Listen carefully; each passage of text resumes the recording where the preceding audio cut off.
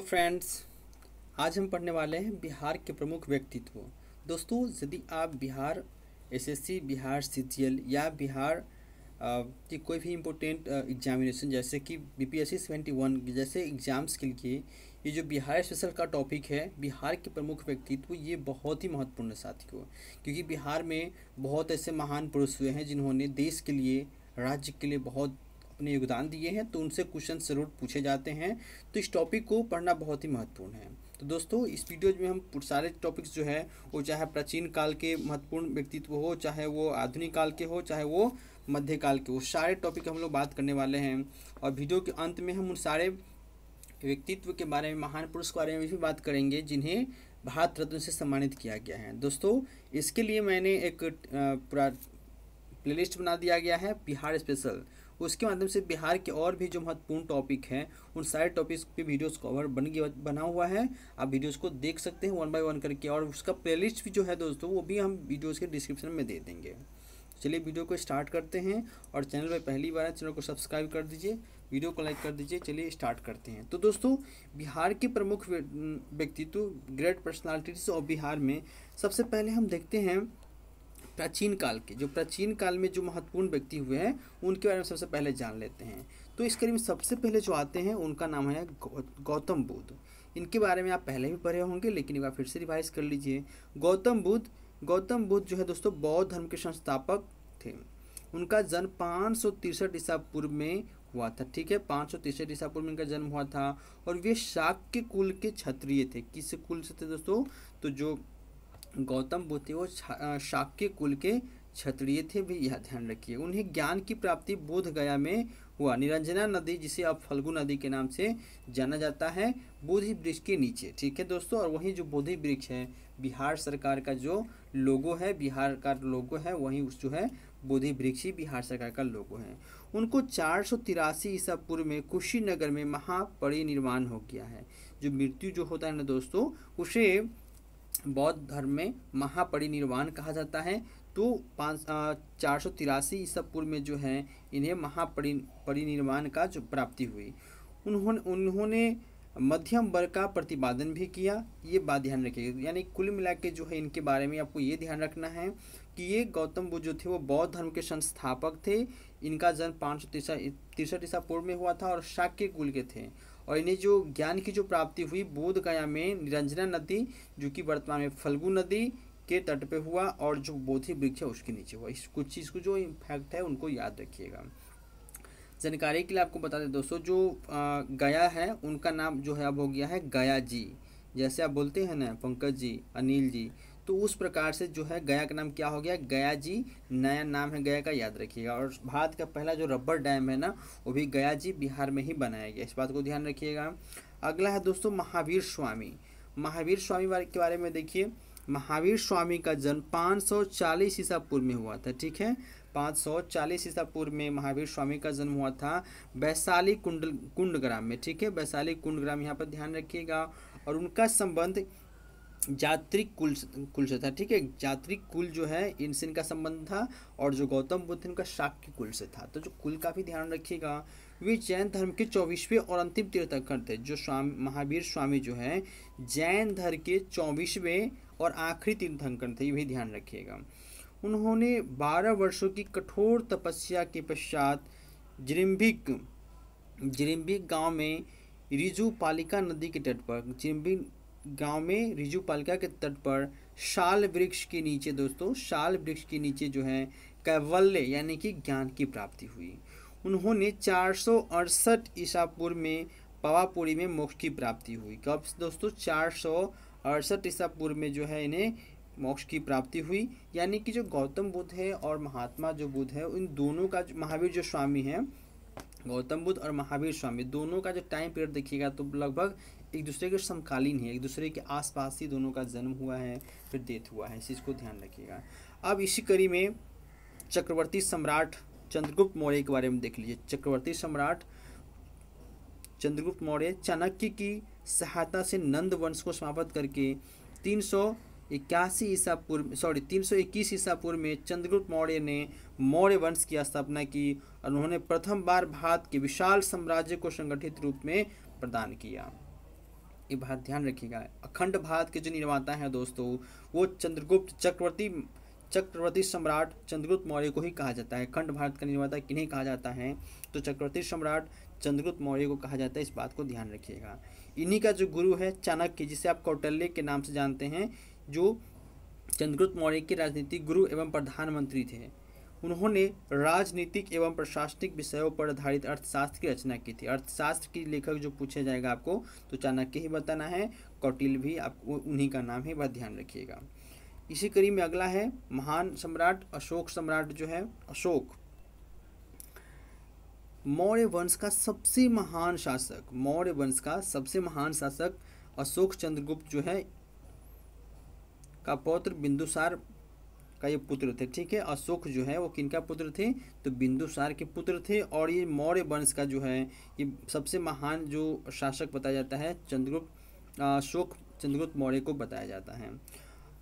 अशोक अपने शांति, सद्भाव, जन कल्याणकारी शासन के लिए प्रसिद्ध थे। और अशोक ने बौद्ध धर्म को स्वीकार किया तथा उसने उसके प्रसार के लिए स्तंभ शिलालेखों का भी प्रयोग किया। बहुत जगह दोस्तों आपको सारनाथ में भी और कई जगह है जहाँ पे आपको अशोक के जो स्तंभ है, शिलालेख है, वो आपको मिल जाएंगे। इसी कड़ी में अगला है आर्यभट्ट। आर्यभट्ट गुप्त काल के प्रसिद्ध गणितज्ञ एवं खगोल शास्त्री थे। उन्होंने बीज गणित की प्रारंभिक आधारशिला रखी और उन्होंने आर्यभट्टी, याद रखिएगा नाम से स्पष्ट हो जाएगा, आर्यभट्टी एवं आर्य सिद्धांत की रचना भी की। उन्होंने दशमलव एवं शून्य का आविष्कार भी किया। दशमलव और शून्य का भी जो आविष्कार जो है आर्यभट्ट ही दिए, यानी कि भारत नहीं दिया, ये बात ध्यान रखिएगा। अगला है दोस्तों याज्ञवल्क्य।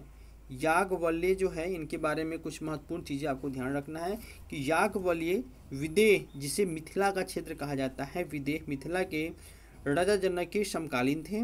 उन्होंने शतपथ, ब्राह्मण, याज्ञवल्क्य स्मृति आदि की रचना की। ये जो रचना इनका जो है, जैसे शतपथ, ब्राह्मण, याज्ञवल्क्य आदि स्मृति जो है इनकी रचना है, किनका? याज्ञवल्क्य का, ये आप ध्यान रखिएगा। और ये किसके समकालीन थे? तो मिथिला जनक के जो राजा जनक जी थे, माँ सीता के जो पापा थे, पिताजी थे, वो कौन थे? जनक जी थे, ये ध्यान रखिएगा याज्ञवल्क्य का। पाणिनि जो है पाटलिपुत्र निवासी पाणिनि ने प्रसिद्ध संस्कृत व्याकरण अष्टाध्यायी की रचना की। तो अष्टाध्यायी के जो लेखक है वो भी ध्यान रखिएगा पाणिनि हैं, और ये भी पाटलिपुत्रा के निवासी थे। हम जितने सारे इसमें पढ़ रहे हैं वो सभी बिहार के प्रमुख व्यक्तित्व के बारे में हम लोग जान रहे हैं दोस्तों। जीवक बिंबिसार के समकालीन थे और वे एक प्रसिद्ध आयुर्वेदाचार्य थे। जीवक ने महात्मा बुद्ध एवं उज्जैन के राजा प्रद्योत का उपचार किया था। ठीक है, किनका? महात्मा बुद्ध और प्रद्योत का उपचार किया था किसने? जीवक। यानी कि ये जो है ना, जीवक क्या थे? एक आयुर्वेदाचार्य थे, आयुर्वेद के मतलब कि शिक्षक थे, जानकार थे। अश्वघोष बौद्ध महाकवि एवं दार्शनिक थे। जो अश्वघोष थे वो क्या थे? बौद्ध धर्म को मानने वाले थे, महाकवि थे और दार्शनिक भी थे। वे कनिष्क के समकालीन थे। उनकी प्रसिद्ध रचना बुद्ध चरित्रम है, ये ध्यान रखिएगा। अश्वघोष की जो प्रसिद्ध जो रचना है बुद्ध चरित्रम, इसको ध्यान रखिएगा। कई बार ये क्वेश्चन पूछ लिया गया है, इसको ध्यान रखिएगा। जो अश्वघोष की जो प्रमुख रचना है वो है बुद्ध चरित्रम। बाणभट्ट हर्षवर्धन, याद रखिएगा, बाणभट्ट हर्षवर्धन के समकालीन थे और उन्होंने हर्षचरित्र कादम्बरी की रचना की। ये दो किताबें इनके जो है, याद रखिएगा, हर्षचरित्र और कादम्बरी इनकी रचना है। कादम्बरी विश्व का सबसे प्राचीन उपन्यास माना जाता है। जो कादम्बरी जिनका जो उपन्यास है बाणभट्ट का, इसे विश्व का सबसे प्राचीनतम उपन्यास माना जाता है। तो ये भी बहुत प्रमुख है, ध्यान रखेंगे आप। चलिए अगला देखते हैं दीपांकर श्रीज्ञान। ये जो प्राचीन काल के जो महत्वपूर्ण व्यक्ति है, इसमें अगला है दीपांकर श्रीज्ञान। दीपांकर श्रीज्ञान विक्रमशिला विश्वविद्यालय के प्रसिद्ध आचार्य थे। किसका दोस्तों? विक्रमशिला विश्वविद्यालय के प्रसिद्ध आचार्य थे। उन्हें तिब्बत के शासक के निमंत्रण पर तिब्बत भेजा गया था और वे बौद्ध धर्म के प्रमुख ज्ञाता भी थे। कौन से धर्म के? बौद्ध धर्म के प्रमुख ज्ञाता भी थे। और तिब्बत के जो शासक थे उनके निमंत्रण पर हुए, वहाँ भी इनको भेजा गया था। मंडन मिश्र मिथिला के क्षेत्र के प्रसिद्ध विद्वान एवं दार्शनिक थे। कहाँ के क्षेत्र? मिथिला यानी विदेह यानी कि मिथिला का क्षेत्र के जो प्रसिद्ध विद्वान थे मंडल मिश्र, याद रखिए नाम से भी लग रहा है मंडल मिश्र मिथिला के क्षेत्र के प्रसिद्ध विद्वान थे और दार्शनिक थे। उन्होंने शंकराचार्य के साथ शास्त्रार्थ भी किया था। आदि गुरु शंकराचार्य के नाम तो आप सुने ही होइएगा दोस्तों, जिन्होंने मात्र 6 वर्ष की आयु में अपने सारे पंडितों को शास्त्रास्त्र में पराजित कर दिए थे। तो इनके साथ भी जो है मंडल मिश्र को सौभाग्य प्राप्त हुआ था कि आदि गुरु शंकराचार्य के साथ शास्त्र करें। चलिए, तो प्राचीन काल में इतने महत्वपूर्ण है दोस्तों जो एग्जामिनेशन पॉइंट ऑफ व्यू से इम्पोर्टेंट हैं। अगला है मध्यकाल। मध्यकाल के जो महत्वपूर्ण व्यक्तित्व है उनके बारे में जानते हैं। तो इसके लिए पहला है मखदूम शरफुद्दीन याह्या मनेरी। मखदूम शरफुद्दीन याह्या मनेरी वे 14वीं सदी में बिहार के प्रसिद्ध सूफी संत थे। क्या थे दोस्तों? ये जो हुए बिहार में 14वीं सदी में बिहार के प्रसिद्ध सूफी संत थे और उन्होंने फिरदौसी संप्रदाय का बिहार में प्रचार प्रसार किया था। कौन सा संप्रदाय है दोस्तों? फिरदौसी संप्रदाय की प्रचार प्रसार किसने किया? तो मखदूम शरफुद्दीन मनेरी ने इनका प्रचार प्रसार किया। शेर शाह सूरी का नाम तो आप बिल्कुल ही जानते हैं। शेर शाह सूरी भारत के सर्वश्रेष्ठ अफगान शासक जिसने मुगल सत्ता को समाप्त कर सूरी वंश की स्थापना किए थे। दोस्तों सूरी वंश आपको पता होगा कि जो हुमायूं जब मुगल शासक होते हैं तो उनको 2 लड़ाई होता है, 1939 वाला और 1539 वाला और 1539 वाला। दोनों में मतलब इतनी बुरी तरह से हुमायूं को हराते हैं कि वो भारत छोड़ करके दूसरे जगह में शरण लेते हैं और जो शेरशाह सूरी है वो क्या करते हैं? दिल्ली में सूरी वंश की स्थापना करते हैं। शेर शाह को उसके प्रशासनिक सुधारों के लिए विशेष रूप से जाना जाता है। शेर शाह ने जन कल्याण के लिए कृषि, संचार, यातायात में व्यापक सुधार किए थे। आपको पता है दोस्तों ग्रांड ट्रंक रोड जो रोड है इसका भी निर्माण जो है शेर शाह सूरी नहीं करवाया। ठीक है, ग्रांड ट्रंक रोड, इसको भी ध्यान रखिएगा। और पहला भारतीय शासक था जो कि दिल्ली सल्तनत दिल्ली पर राज किया था, भारत राज किया था। ठीक है, मतलब मध्यकाल है उस टाइम में। पहले बिहारी शासक शेर शाह सूरी को ही कहा जाता है। विद्यापति, इतने मस्त मतलब जो कविता करते हैं इनका बात ही कहना एकदम अनोखा है, अजूबा है। विद्यापति बिहार के दरभंगा के प्रसिद्ध श्रृंगार रस के कवि थे विद्यापति। उनकी मैथिली और संस्कृत की रचनाएं काफ़ी प्रसिद्ध हैं। उनकी संस्कृत रचनाओं में पुराण संग्रह, उनकी प्रसिद्ध जो रचना है जो संग्रह है उसमें याद रखेंगे आप कौन है? तो एक है पुराण संग्रह, विभा सागर, गंगा काव्यावली, ये प्रमुख है ना, याद रखिएगा नाम। पुराण संग्रह, विभा सागर, गंगा काव्यावली जो है ये विद्यापति जी की प्रमुख रचनाएं हैं। उन्हें मैथिली कवि कोकिल के नाम से भी जाना जाता है। बताया जाता है दोस्तों ऐसे कि इनके कविताएं में इतने मतलब वो रस थे, वो प्रेम था कि खुद भगवान शिव जो है इनकी सेवा करने के लिए धरती पे आए, उगना बन करके। उगना, आप गाना सुनी होइएगा, नहीं सुने हैं तो सुन लीजिएगा। उगना बन के खुद भगवान शिव जो है विद्यापति के पास आकर रहने लगे थे और उनकी सेवा करते थे। बताइए वो व्यक्ति कितने महान होंगे जिनकी सेवा करने के लिए खुद भगवान शिव पृथ्वी पे आए। इसी कड़ी में मध्यकाल में जो अगला है हमारा वो है गुरु गोविंद सिंह। सिख धर्म के 10वें गुरु गोविंद सिंह का जन्म 666 ईस्वी में पटना में ही हुआ था। उन्होंने सिखों के लिए पंचककार में उनका था केश, कंघा, कड़ा, कृपान और कच्छा को अनिवार्य कर दिया था। 1708 में नादेर में एक अफगानी द्वारा उनकी हत्या कर दी गई। तो ये जो है ना जो पंचककार है ये ध्यान रखिएगा। ये जो इसकी शुभारंभ जो है गुरु गोविंद सिंह जो कि सिखों के 10वें गुरु थे उनके द्वारा इसकी स्थापना की गई थी और उनका जन्म 1666 ईस्वी में पटना में ही हुआ था।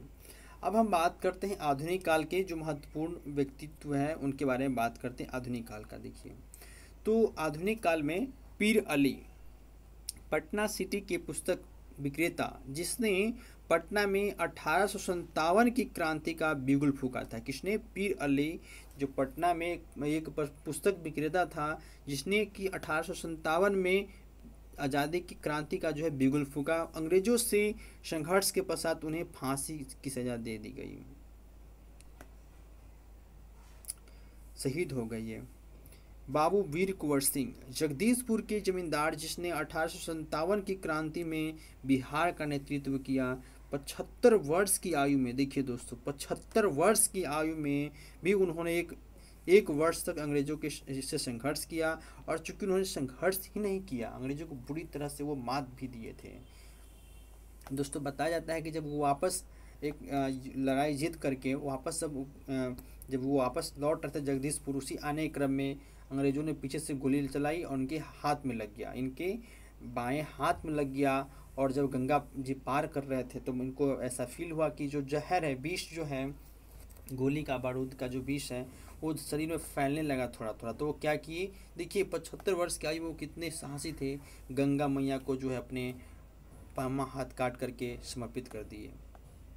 तो सबसे सारे योद्धाओं में, सारे वीर क्रांतिकारियों में ये सबसे कॉमन बात थी, सबसे अलग बात थी दोस्तों कि 75 वर्ष की आयु में भी अंग्रेज के दांत खट्टे कर दिए थे और वो काफ़ी हद तक जो है ना अंग्रेजों को मात दिए थे पूरी तरह से।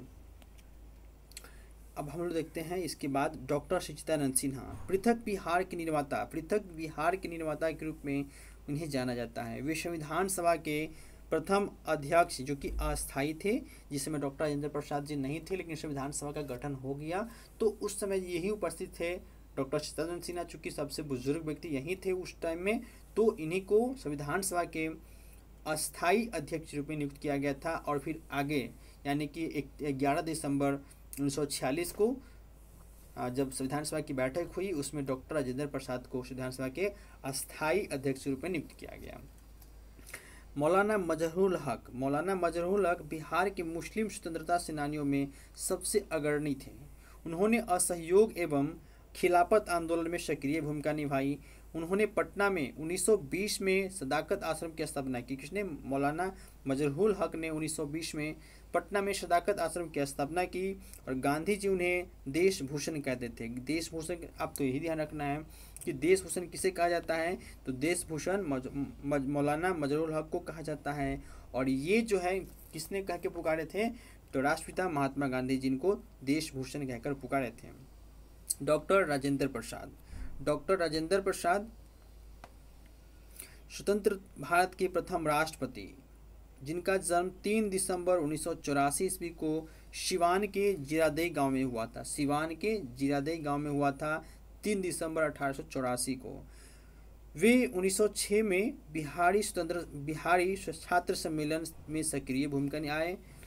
कब आए वे? 1906 में बिहारी छात्र सम्मेलन से सक्रिय भूमिका में आए।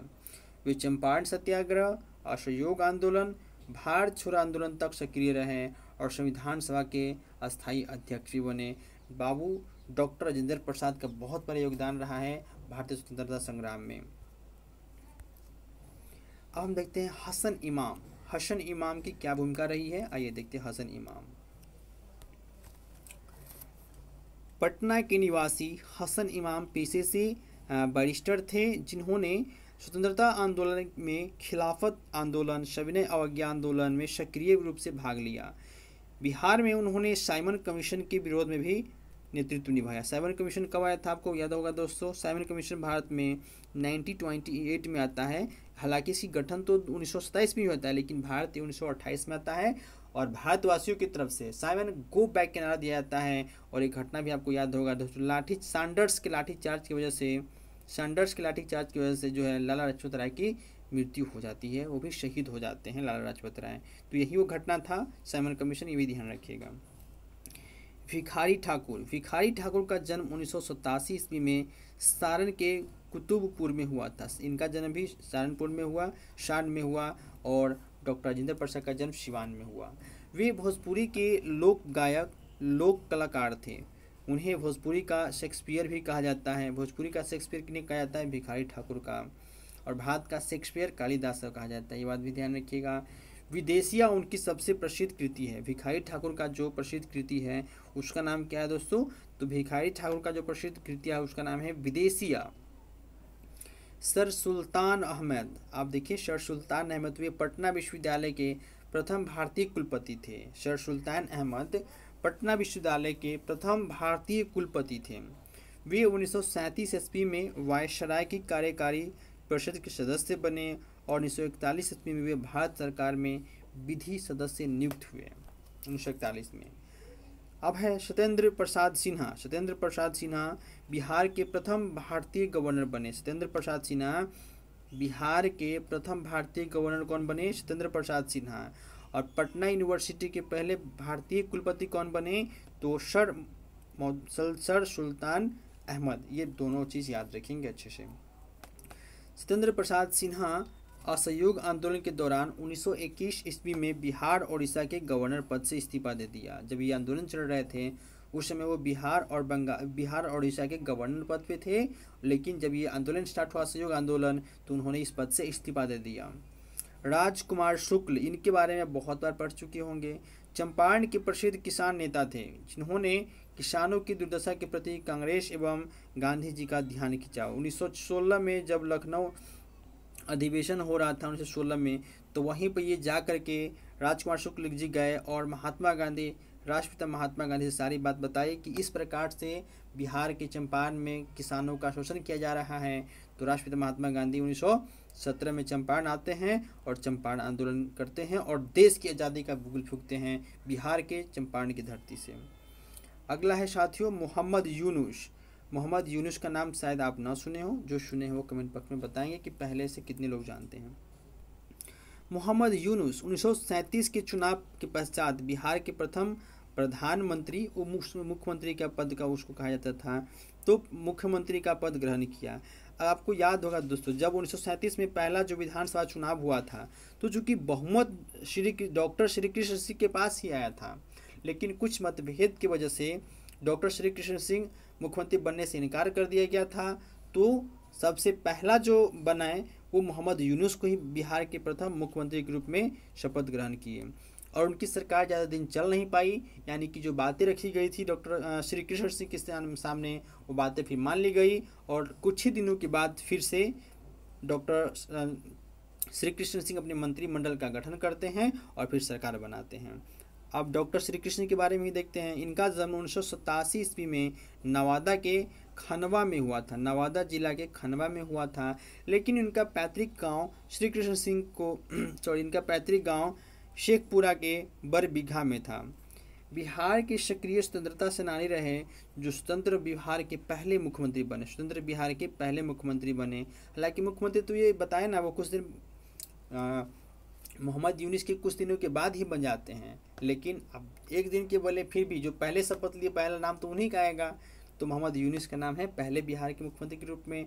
और जब देश आज़ाद हुआ 1947 में, जब उसके बाद इलेक्शन हुआ, तो जब इलेक्शन कराया गया तो फिर जब जीते तो कांग्रेस ही जीते और उस कड़ी में स्वतंत्र भारत होने के बाद बिहार के पहले मुख्यमंत्री के तौर पर श्री कृष्ण सिंह ही शपथ लिए।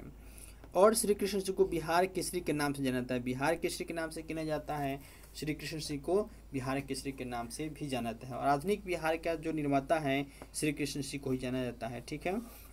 रामधारी सिंह दिनकर हिंदी के प्रख्यात लेखक, कवि एवं निबंधकार थे। उनका जन्म 1908 ईस्वी में बेगूसराय के सिमरिया में हुआ था। रामधारी सिंह दिनकर का जन्म बेगूसराय के सिमरिया में हुआ था। उन्हें स्वतंत्रता पूर्व विद्रोही कवि कहा जाता था। वाह, स्वतंत्रता पूर्व विद्रोही कवि के रूप में जाना जाता था। स्वतंत्रता पश्चात उन्हें राष्ट्र कवि के नाम से जाना जाने लगा। उनका प्रमुख रचनाएं कुरुक्षेत्र, उर्वशी, हुंकार, रेणुका, रसवंती, इनका जो आप कविता पढ़िएगा तो आपके रोंगटे खड़े हो जाएंगे। इनकी कविता में जो है ना वो जोश होता है, वो जुनून होता है। नाम से देखिए, कुरुक्षेत्र, उर्वशी, हुंकार, रेणुका, रसवंती। तो पहले विद्रोही कवि के नाम से जाने जाते थे स्वतंत्रता पूर्व, और उसके बाद राष्ट्र कवि, पूरे भारतवर्ष की कवि किन्हें कहा गया? बिहार के राष्ट्र कवि, बिहार के जो रामधारी सिंह दिनकर है जिनका जन्म बेगूसराय के सिमरिया में हुआ था, उन्हें भारत का राष्ट्र कवि कहा जाता है। फणीश्वर नाथ रेणु, इनका जन्म 1921 ईस्वी में अररिया जिले में फारबिसगंज में इनका जन्म हुआ था, औराही में। हिंदी उपन्यासों में उन्हें आंचलिक लेखक के रूप में जाना जाता है। हिंदी उपन्यासों में उन्हें यानी कि फणीश्वर नाथ रेणु को आंचलिक लेखक के रूप में जाना जाता है। उनकी प्रमुख रचनाएं मैला आंचल है। मैला आंचल फणीश्वर नाथ रेणु का प्रमुख रचनाएं है, ध्यान रखेंगे। अनुग्रह नारायण सिंह, डॉक्टर अनुग्रह नारायण सिंह, इनका जन्म 1887 ईस्वी में औरंगाबाद की पोयुआ में हुआ था। पोयुआ में हुआ था, कहाँ पे? औरंगाबाद के। उन्होंने 1917 में चंपारण में गांधी जी का साथ दिया। स्वतंत्रता पश्चात उन्होंने बिहार की सरकार में मंत्री पद भी संभाला और उन्हें बिहार विभूति के नाम से जाना जाता है। डॉक्टर अनुग्रह नारायण सिंह को बिहार विभूति के नाम से जाना जाता है, ये ध्यान रखिएगा। चलिए, इसी कड़ी में अगला है जयप्रकाश नारायण। ठीक है, जयप्रकाश नारायण के बारे में देखिए। इनका जन्म जयप्रकाश नारायण इनका जन्म 1902 ईस्वी में बिहार के सारण के सिताब दियारा में हुआ था। कहाँ पे? सारण के सिताब दियारा में हुआ। जयप्रकाश नारायण का जन्म बिहार के सारण के सिताब दियारा में हुआ था। लोकनायक के नाम से प्रसिद्ध है, इसीलिए कहा जाता है लोकनायक जयप्रकाश नारायण के नाम से प्रसिद्ध हैं। जयप्रकाश नारायण का राजनीतिक जीवन सविनय अवज्ञा आंदोलन से प्रारंभ हुआ। उन्होंने 1942 ईस्वी की क्रांति में विशेष भूमिका निभाई। उन्होंने आज़ाद दास्ता, आपको इसके पीछे की स्टोरी है दोस्तों। जब 8 अगस्त 1942 को भारत छोड़ो आंदोलन स्टार्ट कर दिया गया, तो उस मुहिम के तहत इनको जो है ना अंग्रेजों ने जेल में बंद कर दिया। तो दीपावली की रात में जो है ना ये जेल को फाड़ करके अपने साथियों के साथ फरार हो जाते हैं, नेपाल चले जाते हैं और नेपाल में जा करके इन्होंने आज़ाद दास्ता का जो है गठन किया। स्वतंत्रता पश्चात 1975 में उन्होंने संपूर्ण क्रांति का नेतृत्व किया। ठीक है, संपूर्ण क्रांति का नेतृत्व कब किया उन्होंने? 1975 में। याद कीजिए दोस्तों, जब 1975 में इमरजेंसी लगा था उसी समय इन्होंने संपूर्ण क्रांति का आगाज दिया 1975 में। 1965 ईस्वी में उन्हें मैग्सेसे पुरस्कार दिया गया था। 1965 में जयप्रकाश नारायण को 1965 में क्या दिया गया था? रमन मैग्सेसे पुरस्कार जो है इससे इनको सम्मानित किया गया। अब है स्वामी सहजानंद सरस्वती। स्वामी सहजानंद सरस्वती को भारत के किसान आंदोलन का जनक कहा जाता है। भारत में पूरे किसान आंदोलन का जो जनक है वो किन्हों कहा जाता है? स्वामी सहजानंद सरस्वती को कहा जाता है। उन्होंने सन्यासी जीवन व्यतीत करते हुए किसानों के अधिकारों के लिए संगठन का नेतृत्व किया। 1929 में उन्होंने बिहार प्रांतीय किसान सभा का भी गठन किया। 1929 में उन्होंने क्या किए? स्वामी सदानंद सरस्वती ने 1929 में बिहार प्रांतीय किसान सभा का भी गठन किया। उन्होंने 1936 ईस्वी में भारतीय किसान सभा की स्थापना की और उन्होंने हुंकार पत्रिका में अपने विचार प्रस्तुत किए। कौन सा पत्रिका? हुंकार पत्रिका में अपने विचार प्रस्तुत किए। ये दो महत्वपूर्ण बातें हैं कि पहला, उन्हें भारतवर्ष का किसान आंदोलन का जनक कहा जाता है। उन्होंने 1929 ईस्वी में बिहार प्रांतीय किसान सभा का गठन किया। 1936 ईस्वी में भारतीय किसान सभा की स्थापना किया और हुंकार पत्रिका से अपने विचार प्रस्तुत करते थे। पत्रिका का नाम है हुंकार। ठीक है दोस्तों, अब इसी कड़ी में है कर्पूरी ठाकुर। कर्पूरी ठाकुर के बारे में जानते हैं। कर्पूरी ठाकुर, इनका जन्म 1924 ईस्वी में बिहार के समस्तीपुर में हुआ था।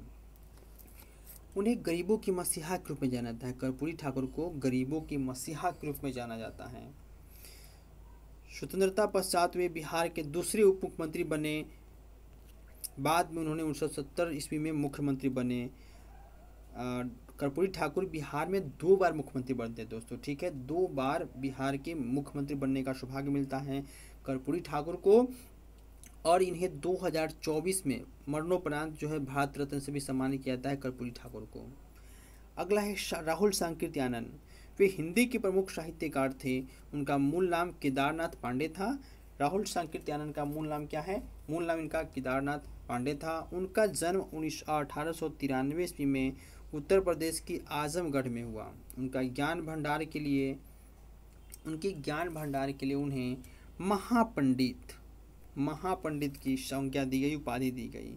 उन्होंने बिहार में किसान आंदोलन में प्रमुखता से भाग लिया। उन्होंने सिवान के अंबारी अनाड़ी सत्याग्रह का नेतृत्व किया। सिवान के सिवान के अंबारी या अनवाड़ी सत्याग्रह का नेतृत्व किया। राहुल संकीर्त्यानंद जी के साथ ये नाम आप ध्यान रखिएगा कि राहुल संकीर्त्यानंद जी सिवान के अंबाड़ी यानी कि अनवाड़ी सत्याग्रह का भी नेतृत्व किया। और इनकी जो ज्ञान जो कौशल इनकी जो इतनी विद्वान थे ये कि इनको इसके लिए उन्हें महापंडित की संज्ञा से नवाजा गया। महापंडित के नाम से इनको जाना जाता था, इनको उपाधि दी गई। खान बहादुर खुदाबख्श खां के बारे में देखिए। इनका जन्म 1842 ईस्वी में सिवान के उखई में हुआ। सिवान के उखई में खान बहादुर खुदाबख्श का जन्म हुआ। उन्होंने पटना के प्रसिद्ध खुदाबख्श लाइब्रेरी की स्थापना किया। अच्छा, इन्हीं के नाम पर जो पटना का अशोक राजपथ, दोस्तों जब जाइएगा तो अशोक राजपथ पे खुदाबख्श लाइब्रेरी अभी भी है। आप कभी जब भी पटना आइए तो अशोक राजपथ के माध्यम से पाइएगा, तो आप जाके देख सकते हैं खुदाबख्श लाइब्रेरी। हाँ, तो मैं यही कह रहा था कि जो पटना की प्रसिद्ध खुदाबख्श लाइब्रेरी है, इसकी स्थापना खान बहादुर खुदाबख्श जी के ही द्वारा किया गया था।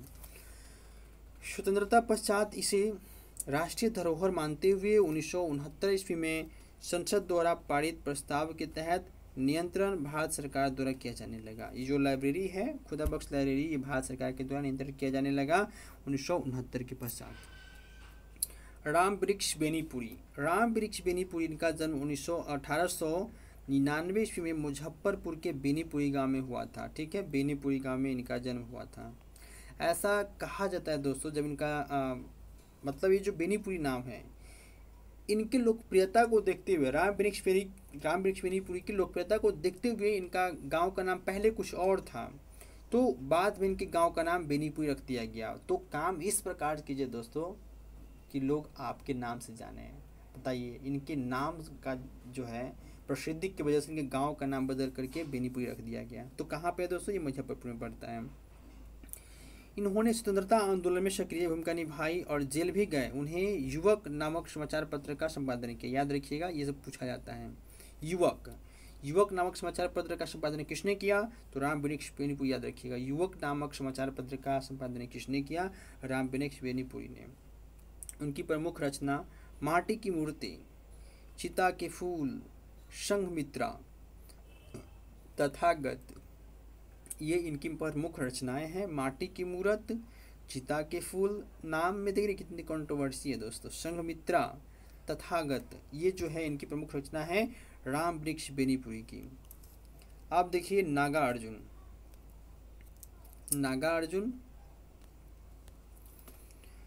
इनका वास्तविक नाम वैद्यनाथ मिश्र था। वैद्यनाथ मिश्र जो है नागार्जुन का वास्तविक नाम था। इनका जन्म 1911 ईस्वी में मधुबनी के सतलखा गांव में हुआ था। कहाँ पे? मधुबनी के सतलखा गांव में नागार्जुन का जन्म हुआ था। नागार्जुन ने हिंदी, मैथिली, संस्कृत और बांग्ला में अपनी मौलिक रचनाएं लिखी।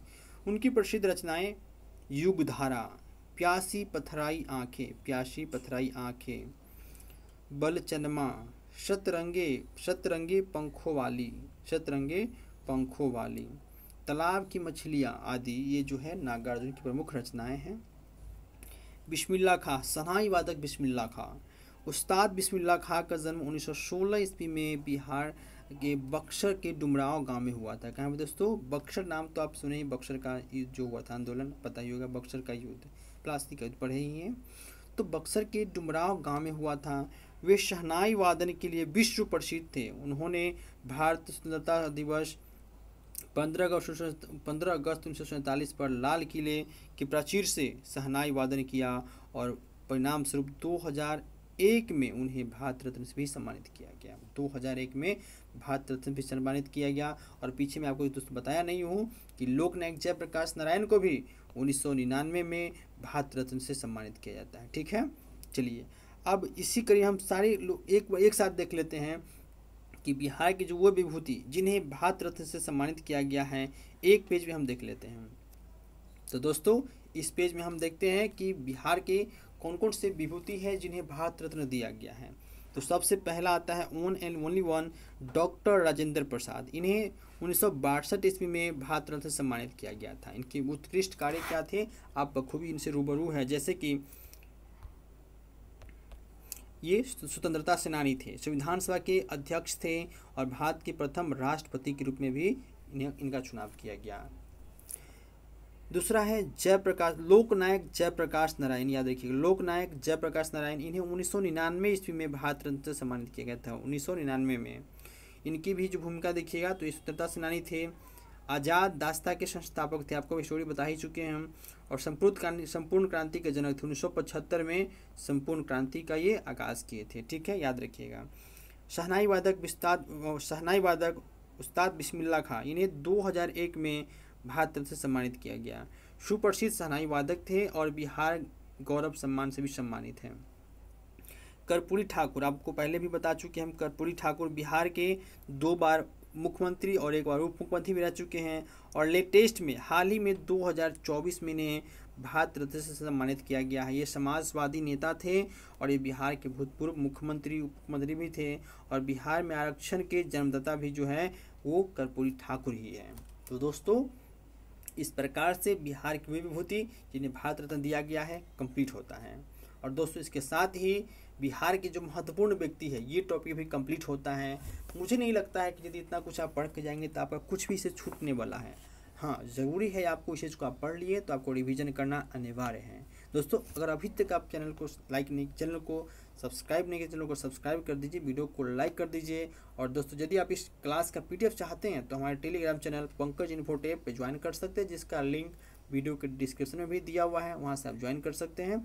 चलिए मिलते हैं कल एक और नए टॉपिक के साथ, तब तक के लिए अपना और अपनों का ख्याल रखिए। जय हिंद, टेक केयर।